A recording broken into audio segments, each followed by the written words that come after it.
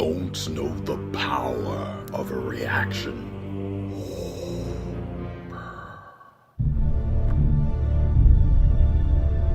There's been an awakening. Have you felt it?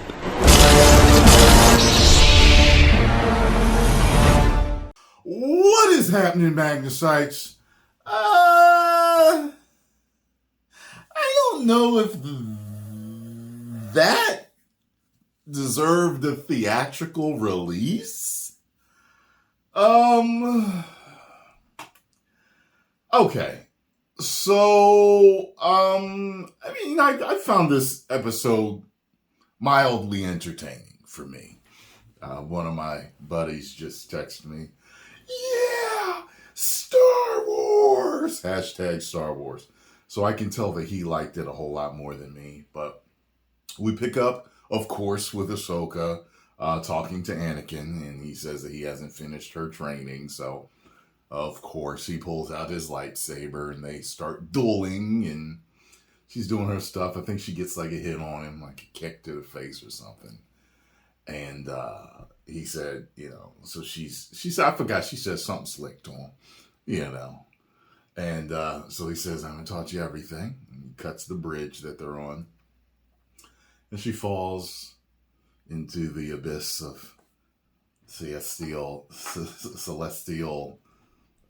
spiritual energy. And she falls back in time. And she's little Ahsoka with Anakin in the Clone Wars. And she's being played by the little girl that looks like she could be Jason Momoa's daughter. She looks just like him to me. That played in 65. And so that's interesting that she played opposite another person that was in Star Wars. Anyway, so I guess she's learning different lessons here. People are dying, and the Jedi are in charge, and they're doing stuff, taking down things, she's doing her thing. The episode looked great, just like all the other ones. Looked like they put a lot of money into this stuff. Filoni directed this one, but I thought all the other episodes that I saw looked great too. So I'm trying to think what happens. So after the time skip backwards, it's kind of funny because he still looks older, which is it's kind of funny because it just makes me continue to think about how well they de-aged Harrison Ford in the Indiana Jones 5 movie, The Dial of Destiny. Get off my plane. And I just thought they could have did better with him, but they did a relatively good job.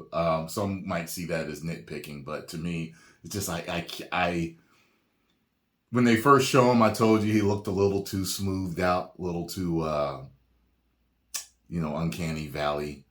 But it's passable. I'm not going to. Remember, I haven't been dicing and cutting up this series. A lot of people don't like it.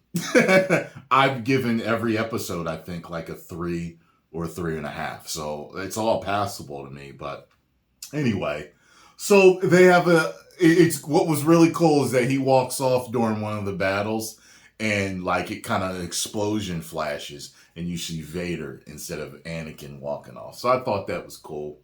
They end up having one last lightsaber fight duel between master and student. And of course, who wins. But she didn't win in a way that was believable.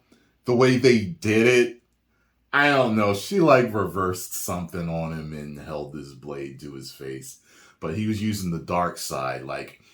Once they untime skipped, he comes out and then, you can hear the Vader breathing. The Vader, but his voice is roboticized or metallicized, whatever you want to call it. It's Anakin's voice, though, like that. It's not James Earl Jones's voice. And he's fighting her with the yellow eyes, and, she gets to move on him or whatever, So he's like, there may be some hope for you yet. or whatever. So, she wakes up in her body, in the water, they save her. The kid of the chick with the... Hey, as a matter of fact, go watch. In my review, in my reaction, I say this. Yo, look at chick with thingy things. She's talking to the droid, I think. There's a part where they blur out the back of her head, and I swear to God, it looks like booty cheeks and booty shorts. I swear to God, the things... Go look! You ain't gonna be able to unsee it once you see it. Anyway, so her son is force sensitive because he could hear the clashing of the blades. And his father is a Jedi. I forgot who he is, but when I looked it up during my reaction, he looked like he's from Rebels. So I don't know if that was a surprise reveal for you guys that have seen Rebels, or if it was kind of like, I knew it type of thing for you guys. You know what I mean? So then after that, they bring Ahsoka on board. She talks to the whales, and the whales help her and the crew. I think they hide in the whale's mouth, and they jump to hyperspace in the whales' mouths. It was so strange for me to watch these whales jump to hyperspace. I'm like, what the hell is that? Like, this is so strange. Like, space whales? Space whales? I mean, it is fantasy, but it's just weird because the whales tune up. They rev just like the ships do before they jump to hyperspace. And I'm thinking to myself, I'm just like, okay, how can I make this work in my brain? How can I make this work in my brain? I was like, okay, well, cheetahs actually can run up to 70 miles an hour. That is fast. Could you imagine going down the highway at 60, 65, even 70, and you see a cheetah next to you? Could you imagine that? So, okay, an organic animal can do what our machines can do. But it was, I was like, okay, they're revving up to go to jump. They're about to make the jump to hyperspace. Okay, let's see how this happens, So, the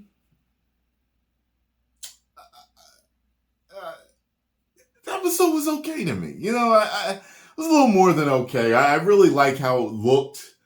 And, I wish that the lightsaber battles, all of them, had the flair. Woo! Rick Flair and the Four Horsemen. Woo! I wish that the lightsaber duels had the flair that the that the prequel trilogies had. I really wish that they did. I don't know why they don't. They're okay. Maybe good at certain points. They're okay to good. They're passable. But those prequel trilogy lightsaber battles are the best. Nothing beats them. Nothing.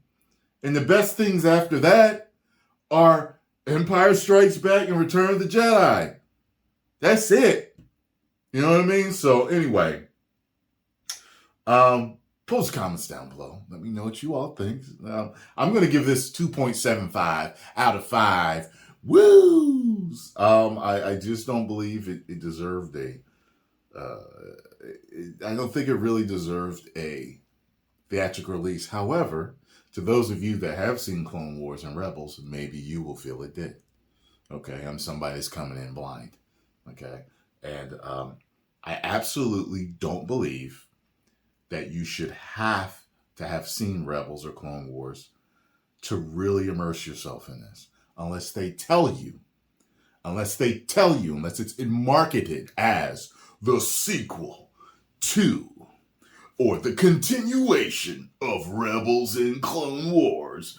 We bring you Ahsoka. I don't think it was marketed that way. So, I mean, you can disagree with me. That's fine. We can all have our own opinions. But I feel that, there's certain times when I'm watching this, I'm just like, you know what? I feel like they keep dropping these Rebels and Clone Wars nuggets. And if I had to watch them, I may either enjoy it or at least understand it more. So, and I'm okay being where I'm at. I will go back and watch them at some point, but just my 2 cents, which is what you're all here for. Post comments down below. Let me know what you all think. If you enjoyed my thoughts and review on this, make sure you hit the like button, subscribe, and share. Get over to YouTube memberships or Patreon, whichever you prefer. Subscribe to see all of my reactions to all TV shows, anime, and movies, and copyright claimed reactions. 10 million subscribers. Woo!